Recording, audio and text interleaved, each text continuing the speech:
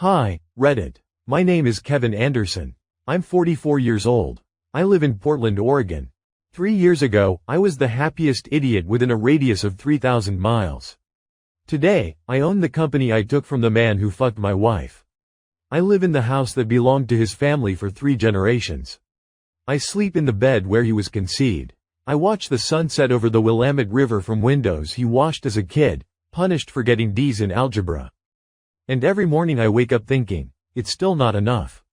If you're looking for a story about forgiveness, closure, Zen Buddhism, and you need to learn to let go, close this post right now. I didn't let go. I clenched my fist so hard my nails pierced my palms, and I've held on to that pain ever since, because it's the only thing that reminds me I will never, ever, ever be a victim again. This isn't a story about how I healed. This is a story about how I destroyed them. Completely. Without residue. And what it did to me. Before it all collapsed, I had what they call in books and Hallmark cards the American dream. I'm Kevin Anderson, founder and CEO of a construction company called Anderson Development. We built residential complexes in Oregon and Washington. Not McMansions for billionaires with helipads, but good, quality housing for middle-class families. Solid brick, energy-efficient windows, yards without potholes. I started from nothing, with one red Ford pickup truck from 1998 that I used to haul tools, and a credit card at 29% APR that I only got approved for because I lied about my income. My wife's name was Natalie. We met when I was nobody, 25 years old, always in work clothes, dirt under my fingernails, smelling like cement and sweat. She was working as a hostess at a restaurant in downtown Portland where I ordered a steak I couldn't afford because I had a presentation to an investor the next day and I needed to feel like a winner, not a beggar. I fell in love with her laugh. She fell in love with my ambition. 15 years of marriage, 2 kids. Ben, now 12, and Sophie, now 9. A house on Lake Oswego. The most expensive neighborhood in Portland, for Christ's sake. Trailblazers players and startup founders who sold their companies to Google live there. A Lexus in the garage. Vacations in the Maldives for our 10th anniversary. Private school for the kids. Membership at the country club where I never once played golf because I didn't have time. I thought we'd built an empire. I didn't notice I was building a prison. Natalie didn't work. She hadn't worked for the last 10 years. It was my choice. I wanted her to have no worries. I wanted the kids to grow up with their mom. I wanted her to focus on herself, charity, yoga, French lessons, interior design, whatever she wanted. I gave her everything. She took everything. And then she took more. Richard Montgomery was my partner. We started together 18 years ago. He was the architect. I was the builder. He drew beautiful pictures with curved lines and panoramic glazing. I turned them into concrete, steel, and rebar. He talked about air and light. I talked about load-bearing walls and estimated costs. We complemented each other like left and right hands. 18 years of friendship. I was godfather to his eldest son, William. I held that infant in my arms at the Unitarian Church in Northeast Portland and promised to God I didn't particularly believe in that I would take care of his child if anything happened to Richard. He was the best man at my wedding. He gave a toast that made my mother cry. Richard was one of those people who always had everything better. Old money. The family mansion in Dunthorpe, built by his great-grandfather in 1927. A Princeton education, where he learned to drink whiskey and quote ancient philosophers. He never worked for money, he worked for satisfaction, for the beauty of the process. His father, Senator Montgomery, left him a trust fund of $8 million when he died of pancreatic cancer in 2010. Our company was a hobby for him. For me, it was my life. Literally. I slept on construction sites in the early years. I missed Ben's first step because I was securing a loan at the bank. I missed Sophie's first dance recital because a roof collapsed at a site in Vancouver and I had to be there. I didn't notice how he looked at Natalie. At corporate parties, at Thanksgiving dinners, at barbecues in our backyard, when he flipped steaks and she laughed at his stories about Europe. I thought, of course she laughs. He's funny. He's my friend. We're family. I didn't notice how she colored her lips before he came over. I didn't notice how he found excuses to stay after everyone else had left. I didn't notice because I trusted. Because I believed. If you give someone everything, time, money, friendship, access to your life, to your children, they won't steal from you right under your nose. That was my only mistake. Everything after that was just miscalculations. It all started with numbers. April 2022, Tuesday, 2:30 p.m. Our CFO, a guy named Vikram Patel, knocked on my office door. Vikram is a genius. Wharton graduate, could have worked at Goldman Sachs and made millions, but chose Portland because his wife has allergies and hates New York. He wears stupid knitted vests and remembers every single transaction the company has made in the last 7 years. Kevin, he said, closing the door. Something strange. On the Willow Creek project. Willow Creek was our flagship project. 350 residential units in the Tigard suburb. Budget, $80 million. Richard was the lead architect and estimate supervisor. Subcontractor expenses increased by 17% this quarter, Vikram said. But the volume of work hasn't changed. I double-checked the work completion reports, site photos, even satellite imagery. No additional scope. Accounting error? I checked 3 times. Different methods. This isn't an error. I told him to dig quietly. No notifications. No inquiries. Just dig. 2 weeks later, he placed a dossier in front of me. A black folder, no markings. 47 pages. A shell company. Registered in Delaware. Because in Delaware you can register a company without disclosing the actual owner. Name, Montgomery Interior Solutions. Funny, right? Even the name included his last name. Owner, Richard Montgomery. Accounts, in the Cayman Islands. He'd been siphoning money through fake contracts for finishing work. 2 years. 17 months, to be exact. Almost $4 million. I sat in my office and stared at the numbers. 4 million. My millions. Stolen by a man I considered a brother. I didn't feel anger. At first, there was just emptiness. Like someone had removed all my insides and left only the skin. I stared at the monitor, at the Excel spreadsheets, at the cash flow charts, and I couldn't breathe. I should have gone to the police. I should have hired a lawyer. I should have destroyed him legally. But first, I went home. I came home earlier than usual. Natalie wasn't expecting me until 8. I usually had meetings until evening. She was sitting on the terrace with a glass of Sauvignon Blanc, watching the lake. Sunset, seagulls, a perfect picture. When she saw me, she smiled, the same smile as 15 years ago. You're early. Hungry? I ordered fish tacos from that place you like. Where's your phone? What? Your phone? Where is it? In the living room, on the charger. Kevin, what happened? You're pale. Did you have a heart attack? You're scaring me. I walked past her, picked up the phone from the end table by the couch. Entered the passcode, Sophie's birthday, March 14th. She jumped up so fast she knocked over her wine. A red stain spread across the white carpet. What are you doing? Give it back. That's my personal. I opened WhatsApp. Pinned chat. Contact name, RM Archive Drawings. I opened it. The messages weren't long. They didn't need to be long. Short phrases, understandable only to the two of them. Today at 4? Yes. The usual place. Miss you since last Friday. Me too. This is insane. I know. He called, said he'd be back Thursday. Thursday is so far away. Photos. Not nude, almost worse. Her in the dress I bought her for her birthday last year. Him in the shirt I lent him last Christmas, when he spilled red wine on his own and had nothing to wear to dinner. Their faces. Happy. Carefree. She looked at him the way she hadn't looked at me since Sophie was born. I looked at my wife. She looked at me with terror. Kevin, let me explain. The usual place, I said. My voice was someone else's. Cold. Calm. Where is it? She was silent. Where do you fuck, Natalie? In his car? In his office on the panoramic floor with the city view? On my goddamn boat, the one I bought for our family and named after you? It's not what you think. Don't, please, don't give me that lie. I've listened to your lies for 15 years. Every morning. Love you, be careful. Every night. How was your day? You lied to me when you kissed my cheek. You lied when you slept next to me. You lied when you held my hand at meetings. Enough. I turned and walked toward the door. Where are you going? To kill him. Kevin, no, please, for the kids. I stopped at the door.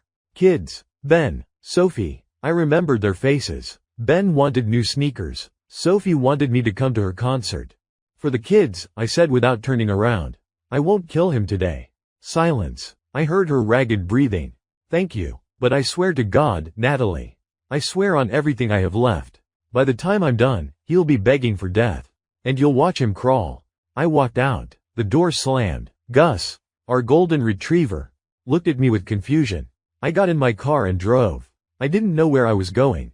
I just drove. An hour. 2. Stopped at a roadside somewhere in the woods, got out, and screamed into the void so loudly I lost my voice. I came back to the office at 11 p.m. Vikram was still working. Kevin, what are you doing here this late? We're starting the operation, I said. Tomorrow. I didn't sleep that night. I sat in my office, in the leather chair Natalie gave me for my 40th birthday, engraved with, "To the best husband and father," and stared at the wall. Rage pulsed in my temples, in my fingertips, in my stomach. But through the rage, something else emerged.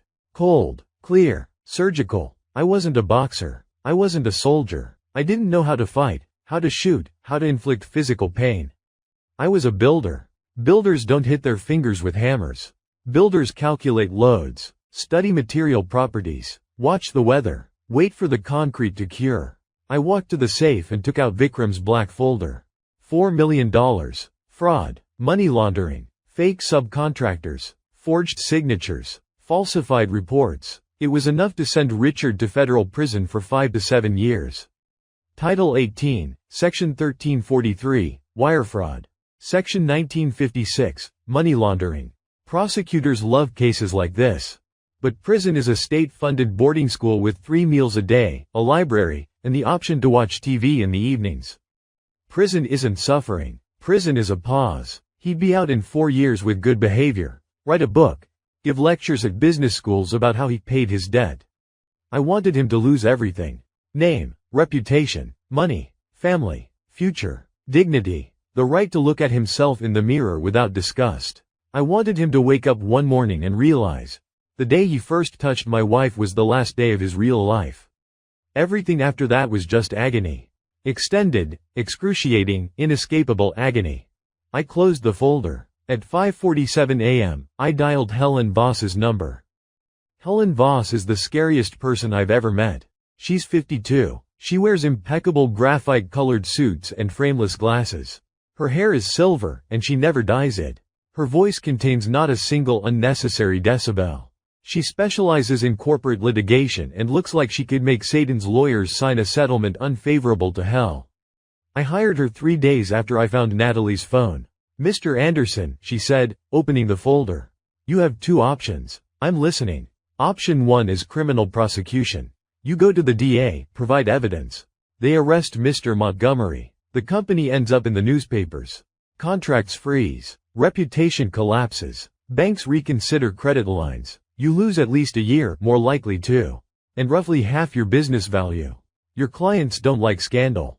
Option 2? Option 2 is you become his bank.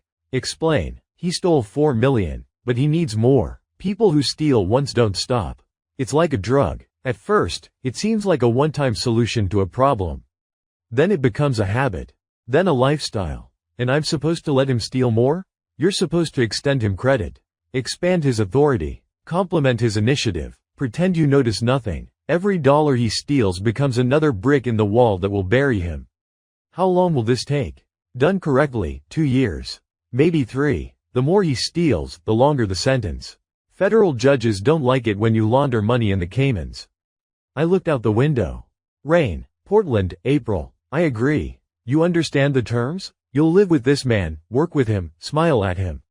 Your wife, forgive my bluntness, will continue her relationship with him. You can't stop her without revealing your hand. I understand. You will hate yourself every day. I already do. She nodded. Business meeting concluded. She moved out a month later. It wasn't a screaming divorce with smashed dishes. It was quiet, businesslike. She came to my office, sat in the chair across from me. "I'm going to my mom's in Seattle," she said. "For a week. To think. Okay. The kids will stay with you. Okay. Kevin, you're not even asking if I'm coming back. Are you coming back?" Pause. She looked at the floor. "I don't know." "Then why ask?" She left. I heard the car start. I heard Gus whining at the door. I heard Sophie crying in her room. She'd heard everything. I didn't go comfort her. I didn't know how. I didn't know anything anymore except how to build houses and plan revenge. The kids stayed with me. I fought for every night with them and won temporary custody. The judge looked at my bank account, my real estate, my spotless reputation, and decided the children would be safe with their father. Natalie didn't know I'd started. She thought I was just a broken husband, paralyzed by grief, unable to accept reality. She was wrong. I wasn't frozen. I was stalking. Richard came to me 2 months after I found out the truth. June, sunshine. He knocked on my office door, and I said, "Come in," in a voice I'd rehearsed in the mirror 40 times. "Kevin," he said, "we haven't talked about what happened." "What happened?" "You know. Me and Natalie." "You want to apologize?" I asked. "You want to say it was a mistake? That you regret it?" "Yes, I regret it. Every day." I looked into his eyes.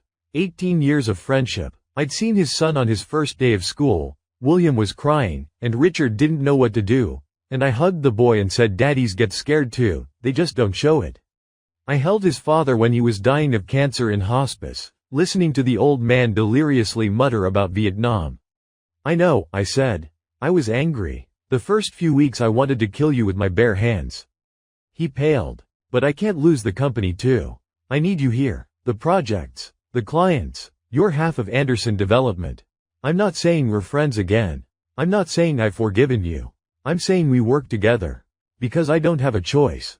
He exhaled. The relief was almost tangible, like the smell of ozone after a thunderstorm. "Thank you, Kevin. I swear, I won't let you down again. I'll make this right. I'll do whatever you say." "Good. Then take charge of Riverside Plaza." He let me down. He just didn't know it yet. Riverside Plaza, the project of a lifetime. $120 million. 12 floors. Panoramic view of the Willamette River. Underground parking for 400 cars. A rooftop restaurant. Completion date, 2025. "I want you to have full control of the budget," I said. "You're the architect. You know how it should look. I trust your taste." He took the bait, like a trout on a June bug. Vikram tracked every transaction, every fake contract, every shell subcontractor, every penny that flowed to the Caymans. Richard stole another $2.3 million over the next 8 months. I let him. I smiled at him in meetings. I praised his reports. I told investors, "Richard is a genius. This project would be impossible without him." I listened to him tell jokes at lunch and laughed at the right moments. Every time I closed my office door, I felt a piece of myself die. While Richard stole, I stole his life. Through Helen, I hired a private investigator. Marcos Velasquez, former FBI agent, 25 years of service. He had connections in banking, acquaintances at the IRS, and a complete absence of moral constraints. He wore cheap suits and smelled of menthol cigarettes. "Mr. Anderson," he said at our first meeting, "I don't ask questions about motivation. I just collect information. The more information, the more leverage." "I need everything," I said. "Tax returns for the last 10 years. Activity on all accounts, including Swiss. Mistresses. Debts. Gambling problems. Connections on the board of directors. Skeletons in his deceased father's closet. Communications he thought he deleted. Photos he thought no one would ever see. This will take time. I have time. I have money. I have no pity." 3 months later, he brought me the dossier. As thick as a Manhattan phone book. 312 pages. Turns out, perfect Richard Montgomery had cracks. Deep ones. Structural. The kind that bring down skyscrapers. Gambling problems. He flew to Las Vegas once a month. Stayed at the Wynn, played blackjack for 10 grand a hand. Debt to the casino, $600,000. Hidden from his wife, naturally. She thought he was going to architecture conferences. A second mistress. An art student at Pacific Northwest College of Art, 23 years old. Name was Chelsea. He rented her a loft-style apartment in downtown Portland, $3,000 a month. She painted abstract pictures he hung in his office and passed off as works by young, talented artists. And the main thing, his father, Senator Montgomery, hadn't only left a trust fund. He'd left debts. The IRS, unpaid inheritance taxes totaling $2.1 million. Richard knew about it. Richard had been hiding it for 12 years. Every year he signed a tax return swearing under penalty of perjury that all obligations were fulfilled. I smiled for the first time in 6 months. "Helen," I said at our next meeting, "how many years will the IRS give for tax evasion exceeding $2 million? With aggravating circumstances? With no prior record and cooperation with prosecutors, 3 to 5 years. Fines, asset forfeiture. And if he doesn't cooperate? If he goes to trial and loses? Then 7 to 10. Federal judges don't like being lied to. Perfect. The second year of the war. The hardest. I lived a double life. By day, a successful CEO, shaking hands, closing deals, smiling at my trader partner. By night, an architect of vengeance, studying Marcos's reports, planning the next moves, counting the days. Natalie officially moved out in November. She rented an apartment downtown, in the same neighborhood where Richard rented an apartment for Chelsea. Irony she'll never appreciate. The kids stayed with me. Ben withdrew, stopped talking. Sophie woke up screaming at night. I hired the best child psychologist in Portland, Dr. Linda Chen, $300 an hour. She said, "Children feel your pain. You need to learn to hide it better." I learned. I woke up at 5:30 a.m., made breakfast, drove the kids to school, went to the office, smiled, worked, smiled, came home, did homework, put the kids to bed, sat down with my papers. Every night I fell asleep at 2 a.m. Every morning I woke at 5:30. My body ran on adrenaline and hatred. Vikram came to me every Friday at 6 p.m., when everyone else had left. We drank bad coffee from the vending machine and looked at numbers. "Another 400,000 this week," he said. "Contract with a fake window installation firm." "Good. Kevin, when does this end?" "When he's no longer useful." "Is he useful?" "As long as he's stealing, he's digging his own grave. The deeper the grave, the harder to climb out." Vikram shook his head. He wasn't judging. He was just tired. We were both tired. She came back a year later. March 2023. Rain. She stood on the doorstep of my house, our former house, and looked worse. Not like before. Brighter makeup, lighter hair, tanned skin. The attempt to look young that always betrays women over 40. "Kevin," she said, "I want to come back." I stood in the doorway. Gus circled at my feet. Sophie was at a friend's house, Ben at basketball. "Richard left me," she said. Said he wasn't ready to destroy his family for me. Said he needed to think about his kids, about William. Said it was a mistake. "And you're surprised?" I thought he loved me. He loved fucking his partner's wife. It's not the same thing, Natalie. You were an adventure to him. A trophy. Proof he could have anything he wanted. The moment you became real, with problems, with age, with demands, you became a burden. She started crying. Real tears are artful. I could no longer tell. A year had taught me to unread her face. I made a terrible mistake. I lost the best man in my life. You didn't lose me, Natalie. You threw me away. Like garbage. Like a useless object that had served its function. Give me a chance. For the kids. For the kids, I said. I'll let you see them on weekends. For the kids, I won't tell them that their mother is a whore who fucked a family friend while I paid for this house, this car, this goddamn downtown apartment where you now live alone. But for myself, I will never, do you hear me, never let you back into my life. She left in the rain. I watched her get into the car. My car, which I'd left her because I didn't want the kids to see their mother riding the bus. I closed the door. Gus looked at me. I poured myself whiskey. Drank. Poured another. I felt nothing. November 2023. Richard was at his peak. Riverside Plaza was eating budget like a black hole. He controlled 50 million in flows and felt invincible. He bought a new watch, Patek Philippe, $40,000. Parked a new Porsche in his personal spot in the underground garage. He didn't notice I'd replaced 3 key project managers with my own people. He didn't notice Vikram had migrated financial reporting to a new SAP system where every funds movement was duplicated into a hidden archive accessible only to me. He didn't notice his debt to the casino had grown to 1.2 million, and that the creditors had become less friendly. Marcos showed me photos.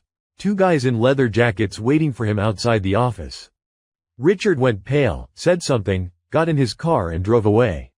He didn't notice his wife had hired a private investigator. In November, I struck the first blow. Board of Directors meeting, 8 people. Helen Voss sat to my right. Richard to my left. We have a problem with Riverside, I said. Federal audit. Richard went pale. I saw the vein in his temple twitch. Someone tipped off the IRS. They've requested all documentation on subcontractors for the last 3 years. We'll handle it, he said. His voice wavered. Our reporting is clean. I checked it personally. You sure? I looked at him. Absolutely sure? Silence. He was quiet for 10 seconds. 15. 20. We'll find lawyers, he said. We'll sort it out. We'll sort it out, I agreed. A week later, he came to me, closed the door, sat in the chair. For the first time in 18 years, I saw him broken. Not confident, not elegant, just broken. Kevin, I have a problem. I'm listening. There were mistakes in the reporting. On Riverside, I thought I could pay it back. I borrowed money to cover the cash shortfalls, but the interest. How much? 3.8 million, plus interest. I didn't mean to. I thought the market would go up, I could sell stock. You stole $3.8 million from the company. He covered his face with his hands. I'll pay it back. I'll sell the house. I have a collection, paintings. Just give me time. Please don't go to the police. Please. My son is at Harvard. My wife, she has a heart condition. If this becomes public. I looked at him. At this man I'd considered a brother. Who'd fucked my wife on my boat? Who'd stolen from me for years, smiling to my face. I won't go to the police, I said. On one condition. Anything. You leave the company. Tomorrow. Submit your resignation, voluntary. No severance. No compensation. No farewell bonus. You transfer your stake in Anderson Development to me at nominal value. That's robbery. My stake's market value is 11 million. This is the price of your freedom. You get 1.2 million in cash and you walk away without criminal charges. I get back what you stole. We go our separate ways. He looked at me. In his eyes, slowly, very slowly, understanding dawned. You knew, he said. From the very beginning. You planned all of this. I'm a builder, Richard. I build houses. I build companies. And yes, I build traps. You're a monster. I'm your reflection. He signed. The next day. He signed the documents with shaking hands. Helen notarized every page. Vikram transferred 1.2 million to his account. He sold the Dunthorpe house a month later. The historic mansion, built by his great-grandfather in 1927, went for 4.1 million. Market value was 6.8, but he needed money fast. Casinos don't wait. His wife, Patricia, found out about the second mistress 2 weeks after they moved into a rented suburban apartment. The private investigator she'd hired gave her photos of Chelsea, and the lease receipts for the loft, and the hotel bills from Las Vegas. Patricia filed for divorce a month later. Her lawyers froze all of Richard's accounts. She demanded the house, alimony, compensation, his wine collection, his watches, his car. Everything. William, his son, my godson, found out about his father's affairs from the internet. Someone, possibly me, leaked the story to the local news. Senator's heir exposed an affair with business partner's wife. William didn't answer his father's calls. He took academic leave from Harvard and went traveling through Europe. No one knew where he was. But I wasn't done. 3 months after his departure, I submitted the dossier on Senator Montgomery's tax fraud to the Criminal Investigation Division of the IRS. Anonymously, but with enough evidence that they couldn't ignore it. Falsified returns, hidden assets, a trust fund never reported to the IRS. 12 years of lies under penalty of perjury. Richard was arrested in December. I sat in the front row at the preliminary hearing. He walked in handcuffs wearing an orange prison jumpsuit.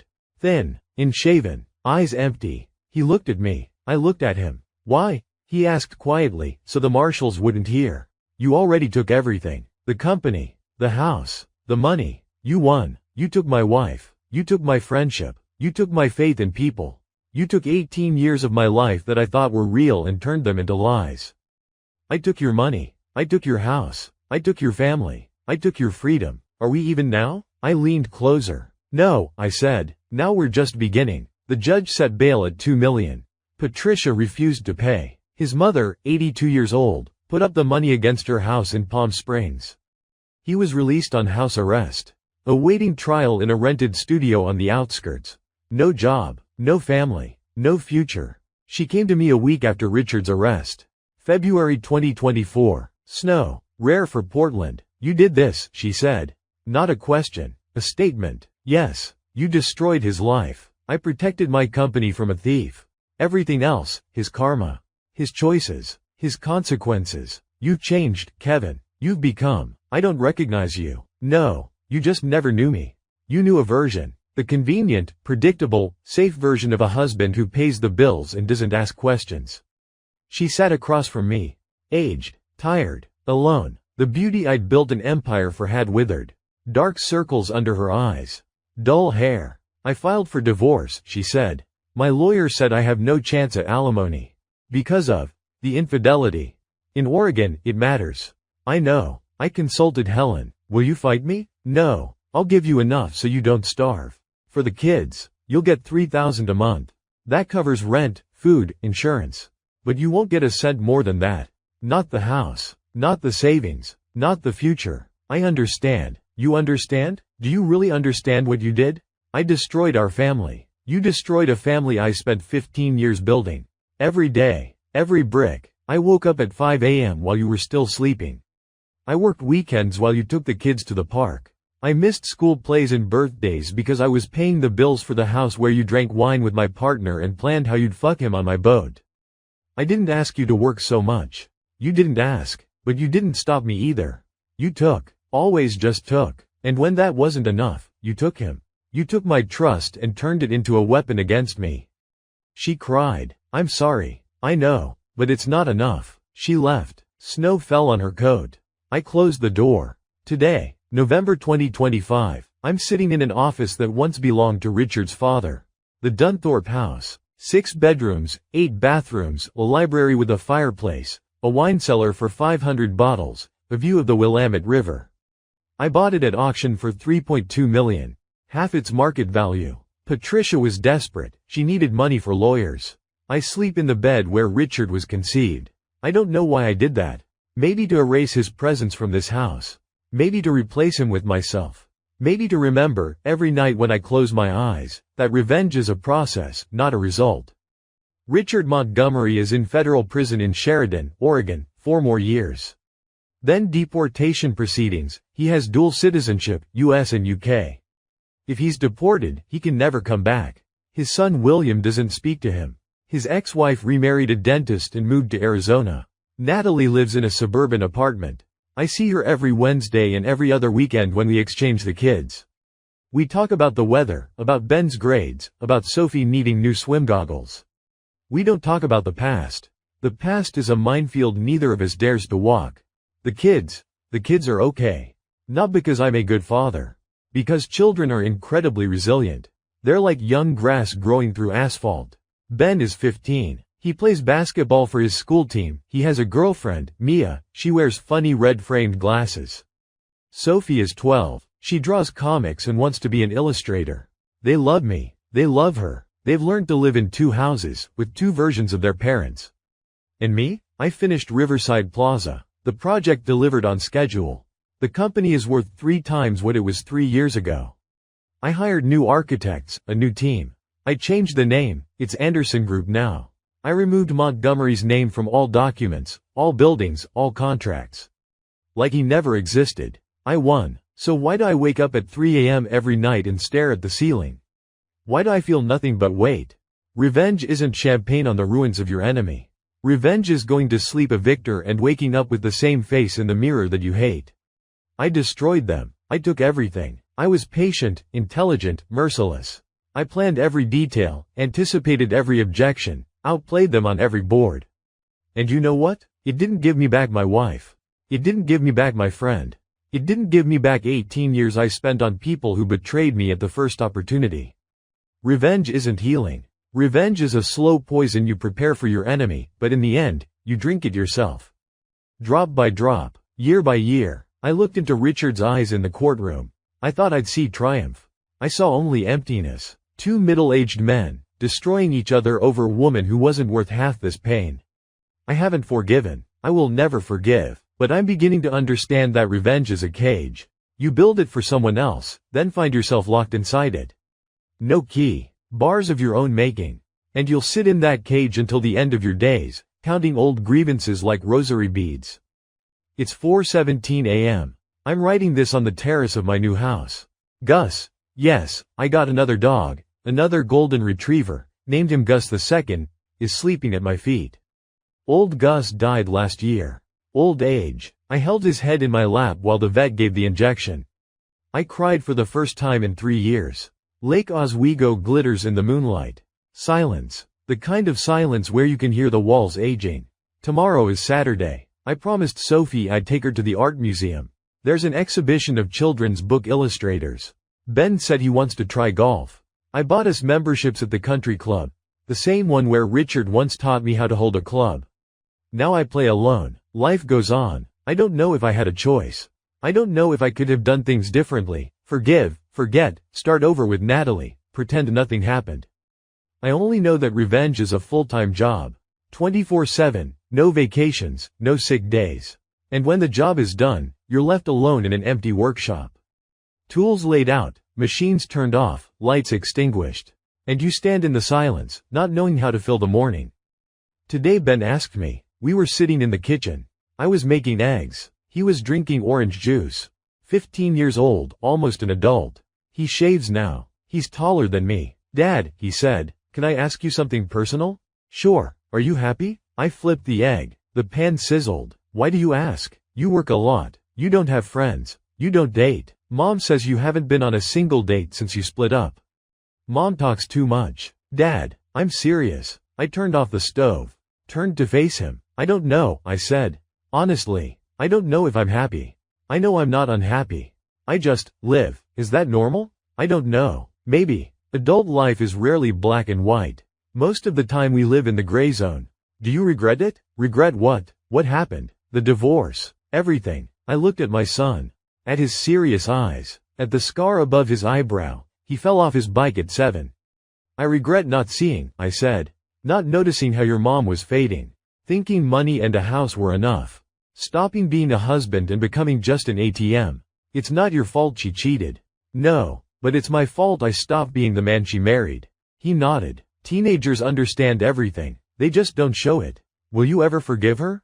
I don't know. Maybe. Not today. And Richard? Never. Is that bad? Probably. But it's the truth. He finished his juice, put the glass in the sink. I'm going to get ready. Sophie wants to go to the museum at 10. Okay. At the door, he stopped. Dad? Yeah? I'm proud of you. For what? For not breaking. For getting up every morning. For not leaving us. He left. I stood at the stove, looking at cold eggs. If you're reading this and planning revenge, stop. Not because your enemy doesn't deserve it. Maybe he does. Maybe worse. Maybe he destroyed your life, trampled your trust, stole your years. Stop because revenge is a boomerang. You throw it with all your strength, aiming at your enemy, but it always comes back. And hits you square in the forehead. I spent 3 years destroying the life of a man who destroyed mine. I succeeded, and now I sit in a house full of things that mean nothing. I look at a lake that belonged to his family for 100 years. I sleep in the bed where he was born. I earn money I don't need, because there's no one to spend it with and nothing to spend it on.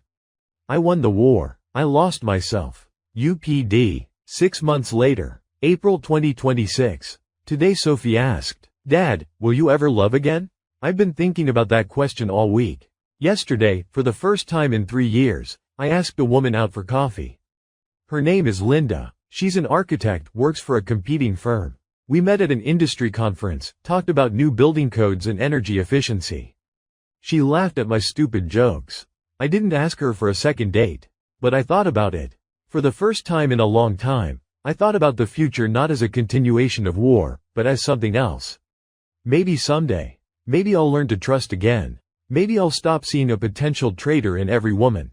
Maybe the wounds will heal, and something new will grow in their place.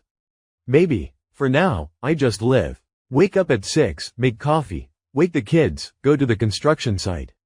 Evenings, I check homework, watch cartoons with Sophie, talk basketball with Ben. Gus snores at the foot of the bed. It's raining outside. In Portland, it's always raining. And that's okay. I'm trying to remember. Peace to everyone. Take care of the people beside you. Don't become me. Kevin.